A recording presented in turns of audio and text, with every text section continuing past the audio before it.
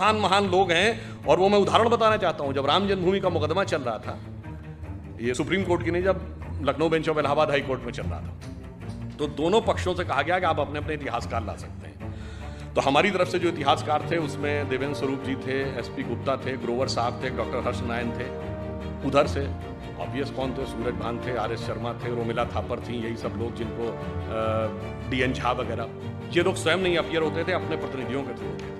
अब भाई देखिए, कोर्ट में तो राजनीति नहीं चलेगी। कोर्ट ने पूछा कि आप राम मंदिर के मुद्दे के ऊपर आए हैं, तो आप पहले ये बताइए कि आपका हिस्ट्री में विषय क्या है, एंशिएंट इंडिया विषय है क्या? तो उसमें से ज़्यादातर लोगों ने लिख के दिए एंशिएंट इंडिया हमारा विषय है। अब वहाँ खुदाई का विषय था, तो आपको पता होगा हिस्ट्री में दो ब्रांच होती है ना, आर्कियोलॉजी एंड कल्चर। तो आर्कियोलॉजी खुदाई से डील करती है। उनसे पूछा कि आर्कियोलॉजी के एक्सपर्ट हैं? नहीं जी, हम उसके एक्सपर्ट नहीं, हमें आर्कियोलॉजी नहीं आती, यानी खुदाई वाला विषय हमें नहीं। चलिए, तो कल्चर का पता होगा। अब कल्चर तो किसी लैंग्वेज में लिखा रहता है, सारे डॉक्यूमेंट्स दो ही भाषाओं में थे, संस्कृत और फारसी। और मजे की बात है, सबने ये लिख के दिया है कि फारसी नहीं, उन्हें संस्कृत भी नहीं आती, यानी ना खुदाई जानते थे, ना लिखाई जानते थे, और दावा ये सारी खुदाई जानते थे। वो आके हमको समझाते थे, जबकि हमारी तरफ से लोग ऐसे थे जो संस्कृत भी जानते थे, फारसी भी जानते थे। डॉक्टर हर्ष नारायण श्रीवास्तव को मैं व्यक्तिगत रूप से जानता हूँ, वो जितने बड़े संस्कृत के विद्वान थे उतने बड़े फारसी के विद्वान थे। इसलिए जब बाबरी मस्जिद वाले कोई डॉक्यूमेंट देते थे फारसी का और उसका ट्रांसलेशन करके देते थे, तो डॉक्टर हर्ष नारायण को दिया जाता था to wait that translation.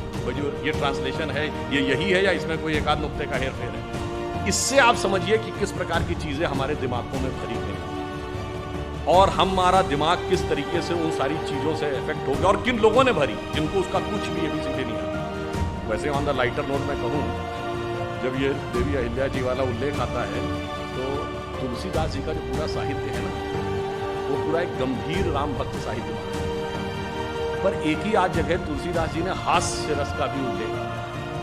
Kavitavali में वो लिखते हैं कि जब भगवान राम चित्रकूट पहुँचते हैं, तो वहाँ के जब साधु सन्यासियों को पता चलता है कि भगवान राम आए हैं, तो वो बेचारे वर्षों बरस से व्रत कर रहे थे, तपस्या कर रहे थे, तो उनको लगा कि इनके पैर के स्पर्श होने से कोई पत्थर की शिला स्त्री बन जाती है। तो सब एक एक शिला लेके आ गए कि शायद ये एक सुंदर स्त्री बन जाए, तो मेरा भी जीवन जो कष्ट का है, कोई मुझे भी अच्छे ढंग से हमारा सहयोग करने के लिए मिल जाए।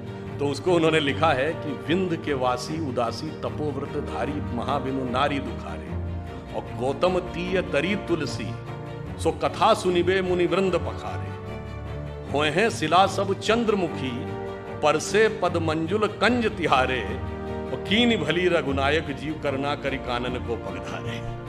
तो मतलब उन्होंने हास्य का भी प्रयोग